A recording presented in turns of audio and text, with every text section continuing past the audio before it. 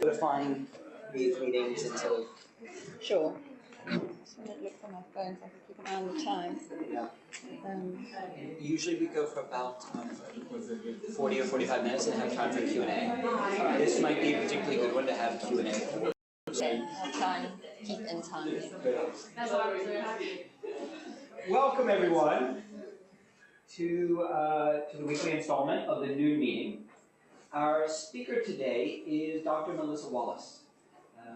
Melissa is one of her smallest accolades, or the things for which she's least well known, is that she's an honorary senior lecturer in the School of Public Health and Family Medicine, which is what brings her to us today.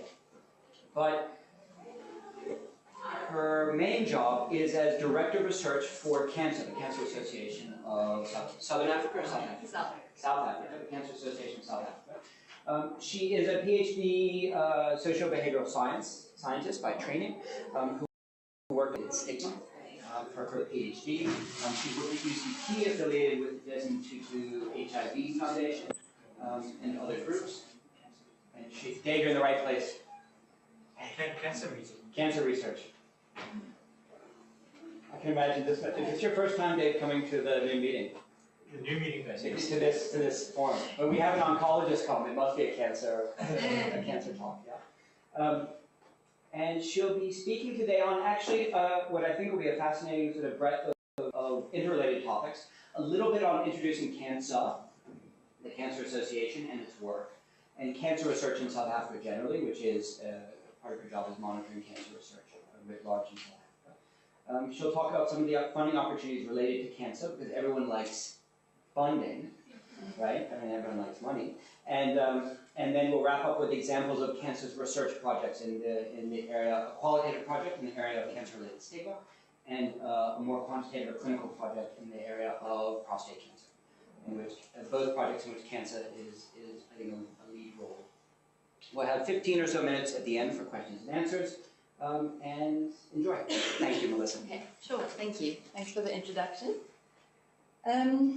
Yeah, so thank you very much for inviting me to come and talk here. It's always great to have the opportunity to talk at some of the research institutions where we support funding and that we want to be engaging with, and particularly in public health, because this is an area that we really want to grow in terms of cancer research in South Africa. So just to give you an overview of my presentation, I'm going to give a little bit of just really brief. I mean, I could have the whole talk on this, but just on cancer control in South Africa, just for some of you who may not be working in the field of cancer and not know too much about it. And then also very, very briefly around cancer research in South Africa and what's going on there. And then I'm going to talk about cancer's research programs and priorities, and where there may be opportunities for you to link in with us and access some of that funding. And then just two examples of research projects that we are actually conducting or involved in quite a hands-on way. A lot of the research we are just funding and providing the funds for, but these two projects we're actually involved in. Okay, so just to start, over 8 million deaths were due to cancer globally in 2013, and lung, trachea, and bronchus cancers alone were the 5th leading cause of death globally in 2015, accounting for about 1.7 million deaths. 60% of cancer cases occur in low and middle income countries, but 70% of deaths occur here. And incidence, very importantly, incidence is set to increase by 46% by 2030. So we're going to be seeing a lot more cancer cases in South Africa.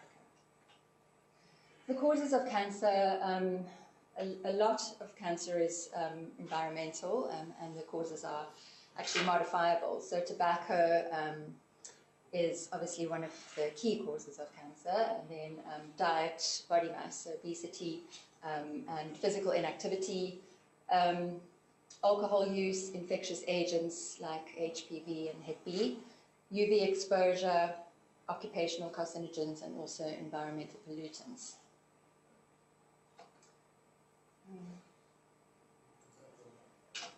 So the most common cancers in men in South Africa in 2013. So 2013 is the most recent stats that we've got on cancer incidence in South Africa from the National Cancer Registry. And as you can see, prostate cancer accounts for around 20% of all cancers in men. And then other common cancers are colorectal, lung, and Kaposi sarcoma. In the top 10 are also bladder and esophageal cancer in men. And then in women, you can see that close to 40% of cancers in women are accounted for by just breast and cervical cancer. And breast is the highest incidence cancer in women in South Africa, although cervical cancer is responsible for more deaths.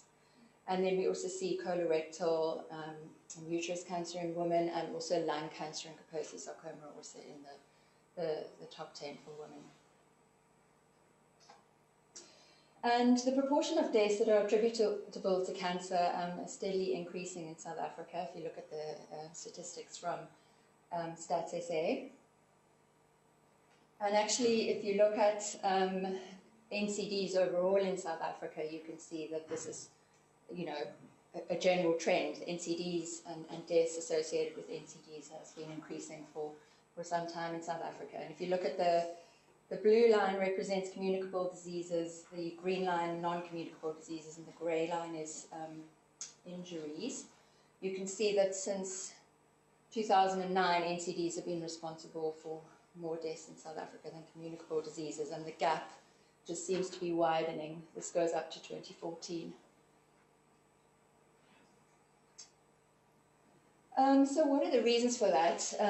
Undoubtedly, there are many reasons for that, and this is certainly not an exhaustive list, but just some of the things that could be contributing to this are urbanization and the adoption of westernized diet and lifestyle. So the diet is moving more to higher fat diet, higher consumption of meat, less consumption of fiber and fruit and veg. We're also seeing less physical activity in people as they move to cities and urban areas, and more exposure to tobacco and alcohol as well. The impact of poorly functioning health systems. So there is quite limited primary and secondary prevention of cancers in South Africa. There is HPV vaccination has been made available to schoolgirls for the prevention of cervical cancer, but obviously it will take some time before we see the impact of that. Secondary prevention, there's cervical cancer screening program in South Africa, but that is not functioning optimally. There's late diagnosis of preventable cancers as well, so that's one of the key characteristics of cancer in South Africa, is that we see quite a lot of late diagnosis for various reasons, people presenting late with symptoms, and then in some parts of the country as well, we're seeing delayed onset of treatment. So even once people have been diagnosed with cancer, it takes some time before they're actually able to access treatment, by which stage prognosis for their cancer has deteriorated. And I'm sure you must have seen some of the media coverage around the crisis in KZN recently. Yeah. And I think they're just, basically competing priorities in South Africa as well. Bongani Moyosi has written about the quadruple burden of disease in South Africa.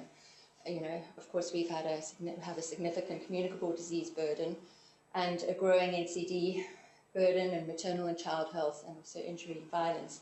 So I think there's just, where to focus the energies. There's been conflicts around that.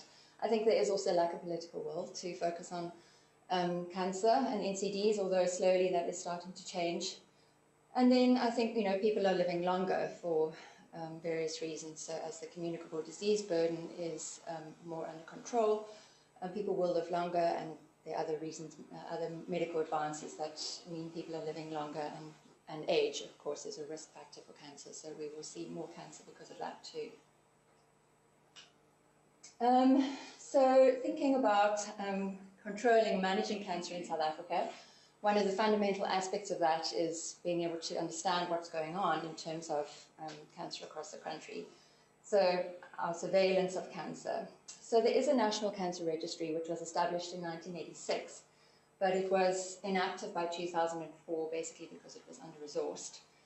It was revitalized again in 2009, and then importantly, cancer registration was made compulsory around 2011, which means that it is a reportable disease now, which has helped a lot. And the National Cancer Registry is trying to get up to speed and, deal with the backlog of data that they've got. But as I mentioned earlier, the most recent stats that we've got from the NCR are from 2013. The other problem with the registry is that it's pathology-based, so it's only includes cancers where there's been pathological, biopsy diagnosis made. So it's likely to be underreporting of cancer cases in the registry.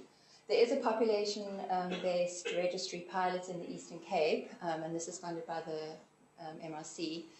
And my understanding is that this will eventually grow, and there will be other sites will be included, so that we have a bigger population-based registry. But I'm not sure around the timelines of this, or how likely it's going to be that this will be implemented.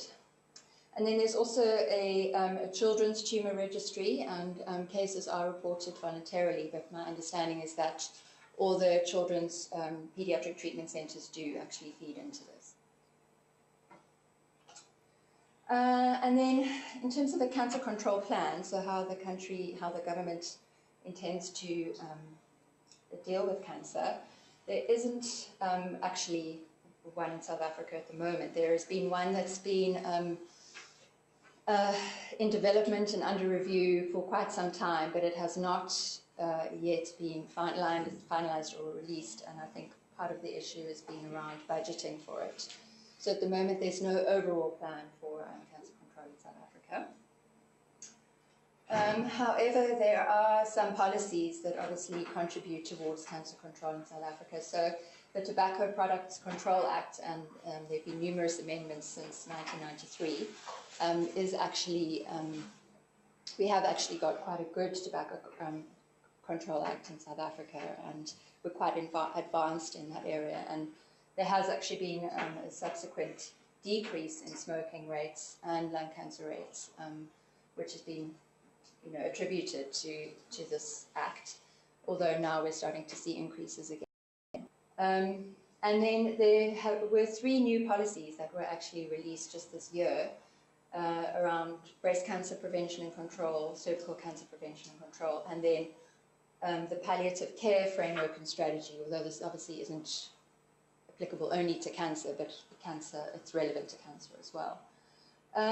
We're not sure where things are in terms of a prostate cancer policy. I believe this is being prepared, but I'm not sure about that. And then there are other policies as well that feed into cancer control, like the levy on sugar-sweetened beverages, which has been debated over the last year and will be implemented next year, I believe, which will will make some small contribution towards addressing obesity in South Africa, one of the risk factors for cancer. And in terms of the cancer research that's happening in South Africa, obviously there are international funders of research, the NIH and other international funders, as well as pharma. But in terms of the local funders, it's predominantly been the MRC, the NRF and CANSA who have funded cancer-related research. And there was a study conducted by the Ministerial Advisory Committee for Cancer, and to try and assess, what is happening in terms of the cancer research landscape in South Africa. And this was published in 2016, where they surveyed all the research institutions around South Africa. So it is only based on those who responded, but there were 556 cancer research projects identified in South Africa at that time. And what they found is that the majority of projects were related to treatment, and there were relatively few related to risk reduction, survivorship, and patient perspectives. And there was a dearth of public health research as well. In terms of the cancers focused on, in terms of the high incidence cancers in South Africa, there was a lot more around breast and cervical cancer and very little around prostate cancer. So just to give you an overview of what's happening. So I'm going to talk a little bit about cancer's research programs now. So our focus is predominantly on risk reduction, and we do not fund drug development at all. And this is really because we have quite limited funds, and we just simply don't have the resources to invest in drug development, and we've decided to focus our funding elsewhere where we feel we can make more of an impact. Where does the money come from? So mainly it's grown from, I mean, we don't get any government funding, and it's all been public donations, and it's mainly grown from large bequests that have been left by people where they've specified they'd like the money to be spent on research. So there were, in particular, there were 2 very large bequests that were invested and have grown over time. And this has provided us with a stable, sustainable resource for funding cancer research in South Africa. And in fact, it's meant that we're one of the biggest funders, local funders at least. And we invest around 7 million per annum on direct research costs. The breakdown of this is, and I'm going to be explaining what the different types of research are. That refers to different research programs that we have. But you'll see that most of the money goes into our Type A program, which is actually funding research at institutions like universities. And then there are some other smaller amounts for the other programs. So I'm going to talk a little bit now about those programs. The main one is our Type A program, which is projects conducted at universities and institutions. The focus is on risk reduction, early detection, population research, and improving healthcare delivery. There's an annual application process for that, and applications are received at the end of May. So the deadline is always the 31st of May every year for those applications. And then they're sent out for peer review to at least 1 local and 1 international reviewer. And then our research committee meets in August, and we make the final decision on the projects that are going to be funded for the following year. And the awards are 1.2 million over the 3-year period, so in other words, 400,000 per annum. And the arrangement that we have with universities at the moment is that they contribute 25% of that funding. And thus far, all the universities have been happy to continue to do that. So we provide 300,000 of the 400,000 per annum. And we've got, at any one time, we've got about 20 to 25 projects that are being funded, either in first, second, or third year. So the funding call usually goes out in around March, and it's always been very broad. It's become slightly more targeted in the last couple of years, where we've tried to actually encourage more behavioral science and public health research applications, because we identified that there was, our kind of balance of funding in terms of basic clinical and public health research was a bit too much on the side of basic science. So we're trying to address that. And we just think, that public health research and behavioral science can make a significant contribution as well to this area. So just to give you an example of some of the Type A projects that are currently being funded, and I've just selected a few from only from UCT researchers that are being funded at the moment. And this isn't all of our UCT researchers, but just to give you an idea of the range and diversity of research that we do fund, from basic science to clinical to public health, and looking at risk reduction as well as rehabilitation, all the way along the continuum of cancer care, and and also different cancers as well. So we do focus more on the high incidence cancers in South Africa. So as you can see, Kaposi sarcoma and cervical and breast cancer are represented here. Then our Type B and C research, obviously that's got much smaller amounts of, much smaller funds allocated to it. And this is often research that's conceptualized and conducted by us, but it may be in collaboration with institutions or students from institutions, because CANSA doesn't have a sort of research infrastructure department as such. We don't have researchers working for us. So if we want to conduct research ourselves, we usually do collaborate with others for that. And occasionally we do receive applications from people that fall nicely into these categories as well, where they don't need huge amounts of money, So we can, and it's the process for approving these projects is much faster, if you're only looking for a small amount of money. And sometimes we fund these projects and don't actually have anything to do with them, but we try and do some of this research ourselves as well.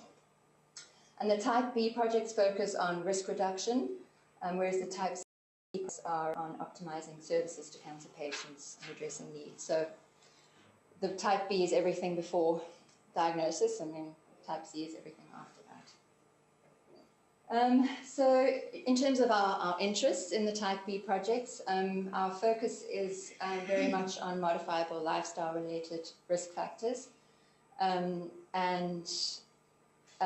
particular, we're quite interested in projects that are looking at messaging. So how we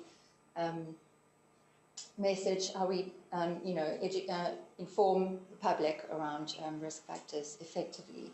So we're wanting, in terms of, this is also relevant for our own health campaigns that we implement every year, to try and make them more evidence-based and relevant to the communities that we're trying to reach. And also looking at how we can evaluate the impact of our health campaigns, or any kind of messaging with the public around risk reduction.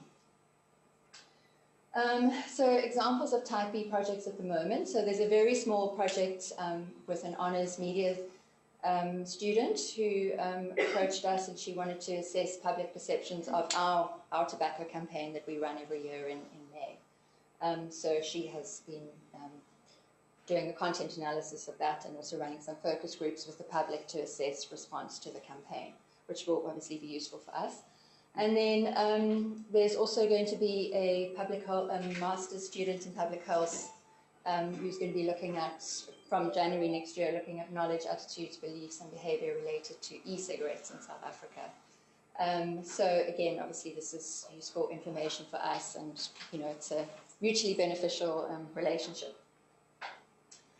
And then the Type C projects, as I said, this is around improving services for cancer patients. So it can be anything around access to treatment issues, addressing side effects of treatment, rehabilitation, palliation, psychosocial care, patient advocacy as well. So just to give you an example of a few projects here. So there is one that Renee and Dave are both involved in, which is evaluating palliative care training for oncology registrars in South Africa. So they are training oncology registrars in palliative care, and then they are evaluating that training so that they can look at ways that it can be improved. So that's a project that we are funding that we actually don't have anything to do with, but they approached us, and it's in line with our priority areas. And then CANSA is conducting a project on cancer-related stigma in South Africa. So this was completely conceptualized by us and is being conducted by us, and I'm going to talk about that in a bit more detail later. And then we're also about to start on a multi-site observational study on advanced prostate cancer, looking at treatment outcomes and patient-reported outcomes, again, which Dave will be involved in from British Steer. And I'll talk about that in more detail just now as well. And then our Type E project, this is basically a fund that is set aside every year for cancer researchers to attend conferences or meetings, workshops, training, etc. And they can apply for small amounts of funding. So I think the limit for local conference attendance is 10,000, and for international conference attendance is 20,000. And then there are also, ad hoc applications that we receive for other events that people want to host. So it might be co-funding of a larger conference or a small event. So, for example, we've just actually approved the funding of a UCT CANSA Research Symposium, which will be taking place in February next year, which is basically trying to bring together all the cancer-related research that is happening at UCT. Okay, so now I'm just going to be talking about a couple of the projects that I've mentioned that we're actually conducting ourselves, just to highlight, I suppose, the range of the diversity of projects that we are interested in getting involved in. So this is on cancer-related stigma, and this project came about really from our service delivery team. So part of the role of the Type C projects is for us to improve our own services that we offer to cancer patients. And so I will work very closely with our head of service delivery in terms of trying to prioritize the projects that we conduct that can improve the work that they do. And it was something that the staff were noticing, is that there was a lot of cancer-related stigma in some of the communities, and this was having a very negative impact on cancer patients, and they wanted to find out a little bit more about this. So we started looking at that, and realized that there's actually not been very much work done on this in South Africa around cancer. Sorry, I think this one's on silent.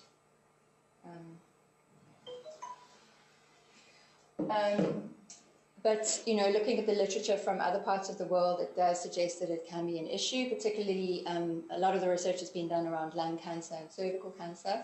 And lung cancer seems to be stigmatized because people have the association with tobacco consumption, and people are blamed for their cancer as a result. And cervical cancer is stigmatized because of the association with sexually transmitted disease, and also in some parts of the world with HIV. So it did see, there was literature, but nothing that was, all that relevant necessarily to the South African context in terms of some of the cultural beliefs that also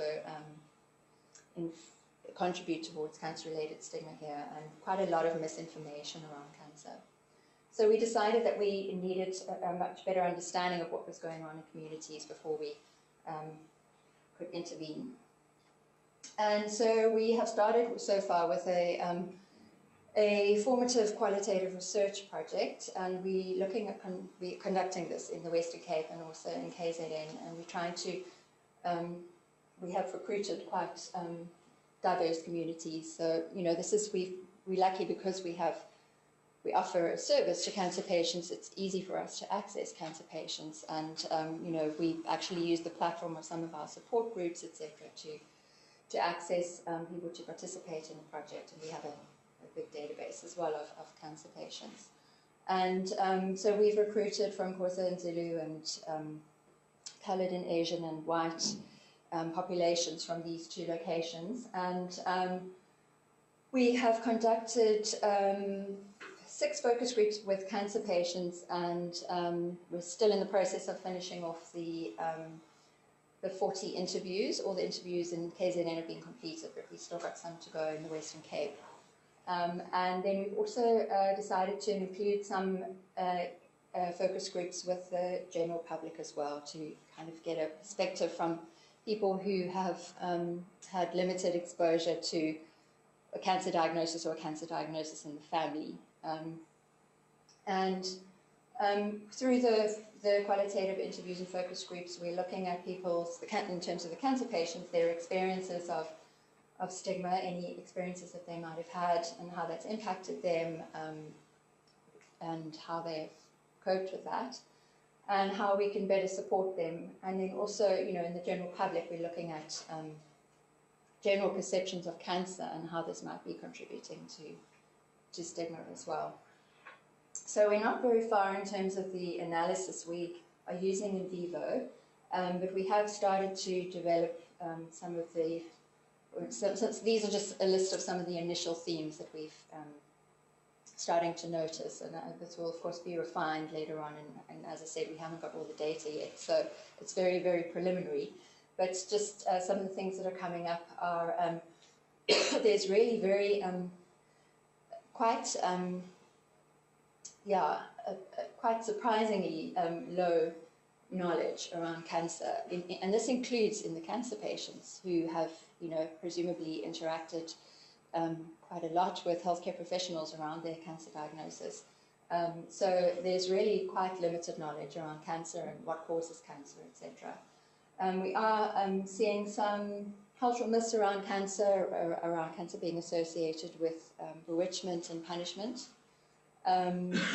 There is a strong theme that cancer is a death sentence in South Africa, so that if you're diagnosed with cancer, that's it, you're definitely going to die. And people are being surprised, and people who have survived their cancer have had quite negative reactions to that too. People have almost been disbelieving that they ever had cancer because they've survived. And there's also been a theme of cancer being seen as contagious. People are still not sure around that, and whether they can share toilet seats and cutlery and things like that with sit next to someone with cancer. There's a theme around visible changes as well. So the visible changes associated with the treatment can exacerbate the idea that cancer is a death sentence, because people often look very ill when they're going through treatment. And also people have talked about, when their impact of their cancer is visible, they've experienced more stigma than when they can hide it. Onset controllability has come up a little bit so far. Whether people are, if there's the idea that people are responsible for their own cancer, like, for example, with lung cancer, then they are treated differently by people. There's a theme around disclosure and whether, people have struggled with whether or not to disclose their cancer status to others, for fear of how they will react, and quite a lot of discussion around how people have reacted when they've disclosed it. And then different coping methods, and there's been quite a lot of social isolation, really. So people have chosen to just to not engage with others and people in their communities, because it's just been quite a negative experience for them, and it's made them feel more worried about the fact that they might be dying, or because that's been the kind of response they've received. And then there's also, we're looking at experiences and manifestations of stigma in terms of self or internalized stigma, and also public and community stigma. The role of the health sector in exacerbating stigma. And then we also asking some questions around the suggestions for addressing stigma. And so this is also one of the themes that's emerging, of course.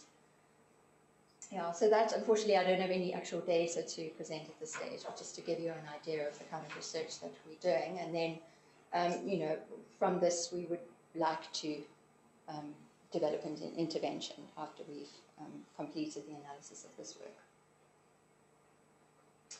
And then the other project, which is completely different, that we're about to embark on, is called an international registry to improve outcomes in men with advanced prostate cancer, or IMAN. And this is a multi-site collaborative observational research project looking at advanced prostate cancer. And the study sponsor is the Prostate Cancer Clinical Trials Consortium in the USA.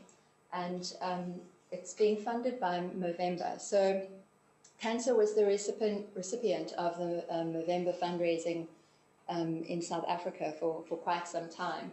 And there was some money that they set aside, but had not decided how exactly they wanted us to spend this money. And they are moving more into research. And so they have, they made the decision that they wanted us to spend it on a research project, and then they actually offered us the opportunity to participate in this project and to coordinate it. So it basically involves observing a cohort of men with advanced prostate cancer and documenting the treatment that they receive and any changes to treatment and outcomes of that, to basically work out what is the best way of treating advanced prostate cancer. And we're also going to be looking at the experiences of men on treatment and quality of life issues as well. So the objectives are to describe practice patterns of therapeutic agents for treatment internationally, to assess whether specific treatment patterns are associated with clinically significant adverse events, to identify associations between treatment sequences and overall survival, to define patient experiences, the patient experience of men with advanced prostate cancer, and identify unmet needs, and to identify clinical molecular disease subtypes. So the project is aiming to recruit 5,000 men from around the world, and the participating sites at the moment are Australia, Brazil, Canada, Ireland, Sweden, Switzerland, UK, US, and then, as you can see, we are the only African country to be included at the moment, and we've just been brought on board. The previous countries were on board from a little while back. And CANSA has committed to recruiting 450 men from around South Africa for this project. So there's an accrual period of 3 years, and data collection will happen at enrollment, including specimen collection, and then there's various follow-ups over the next 3 years after that. And patients will be followed prospectively for overall survival, adverse events, comorbidities, changes in cancer treatment, and patient-reported outcomes. And samples will be used for future research as well. So, yeah, that's just the eligibility criteria, which I'm not going to go into too much detail on. And, yeah, so there's a baseline visit where men do need to come. Of course, this will be where they're consented as well, so they will be coming into the treatment facility at that point, and then many of the other visits, like at 3, 6, 9 months, can happen off-site. So it's basically questionnaire data that will be collected, and we can do that telephonically. And they will come in for a follow-up visit at 12 months, or if there are any treatment changes as well. And we'll be following up for 3 years. So our role, this is something that CANSA has not actually taken on previously, so it's quite a new thing for us to do. But we are going to basically be the national coordinating centre for the project. So we will oversee initiation and implementation of the registry to enrol 450 patients. We'll manage the coordination of the regulatory approvals with the local research ethics committees and any other approvals that are required. And we'll oversee the management of the participating sites, including site recruitment and communication, training, accrual and collection of data, and data entry, etc. And we will, the funds will come to CANSA, and then we will disperse the funds to the sites. And yeah, so this is quite an exciting opportunity for us, and an opportunity for us to move into a different aspect of cancer research in South Africa, and we hope that it's perhaps the start of being able to do more of this, and bring some international projects, multi-site projects to South Africa as well. Yeah. And just to summarize, I think cancer control and research hasn't been prioritized in South Africa up until now. And we do need to address this quite urgently, given the projections in terms of cancer incidence in South Africa, or Africa generally. And there are significant gaps in cancer-related public health research, which I think can impact positively on cancer control and outcomes in South Africa. And as I've already hopefully conveyed to you, there are a number of opportunities for this kind of research, and we're willing to both fund research and work together on projects as well. So yeah, please feel free to contact me if you have any thoughts or ideas related to anything I've discussed today. Great.